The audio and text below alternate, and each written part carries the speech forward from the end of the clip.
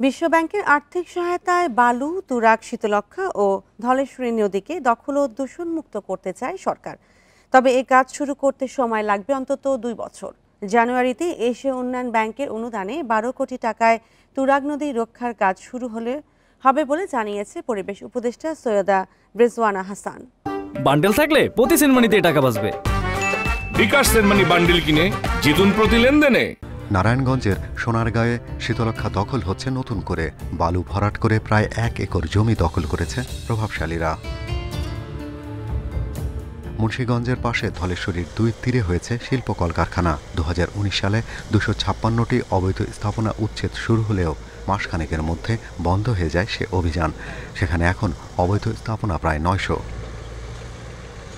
নদী রক্ষা কমিশন বলছে সবচেয়ে বেশি দখলের শিকার বরিশালের কীর্তনখোলা নদী। এরপরই কর্ণফুলী, গোমতী, বুড়িগঙ্গা, ধলেশ্বরী, তুরাগ, সাঙ্গু, করতোয়া। নদীর দখল মুক্ত করতে হলে রাজনীতিকবিদদের অংশগ্রহণ, প্রত্যক্ষ অংশগ্রহণ লাগবে। তাদের নীরব একটি অবস্থান থাকলে হবে না, কারণ নদী যারা দখল ইতিমধ্যে করেছে তারা রাজনৈতিক সাইনবোর্ড ব্যবহার করছে এবং অর্থনৈতিকভাবে তারা শক্তিশালী রয়েছে। তবে আপাতত রাজধানীর চারপাশের নদী রক্ষায় গুরুত্ব দিচ্ছে সরকার। বিশ্বব্যাংকের সহায়তায় বালু, তুরাগ, শীতলক্ষ্যা ও ধলেশ্বরী নদী দখল ও দূষণমুক্তের কাজ শুরু করতে সময় লাগবে অন্তত 2 বছর।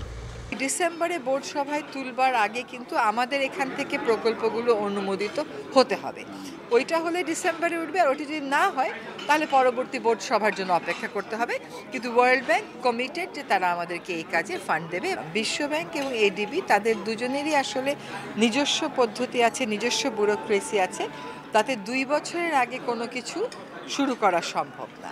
তুরাগের 17 কিলোমিটার এলাকার সৌন্দর্য বর্ধনে $10 লাখ অনুদান দেবে এশীয় উন্নয়ন ব্যাংক। জানুয়ারিতে শুরু হবে কাজ। তুরাগের 17 কিলোমিটারই আমরা ধরে নিয়েছি এবং এর সাথে 2টা খাল সংযুক্ত। যে 2টা খালের মাধ্যমে তুরাগের দূষণ আসে সেটা। আরেকটা সুখবর হলো যে এডিবি আমাদেরকে $1 মিলিয়ন গ্র্যান্ট দিচ্ছে তুরাগের পাশে একটা পর্যায় পর্যন্ত সৌন্দর্য বর্ধনের জন্য। নদী রক্ষা কমিশন বলছে 8 নদী দখল করে উঠেছে 12,312টি স্থাপনা, আর সারা দেশে নদী দখলদার প্রায় 1 লাখ।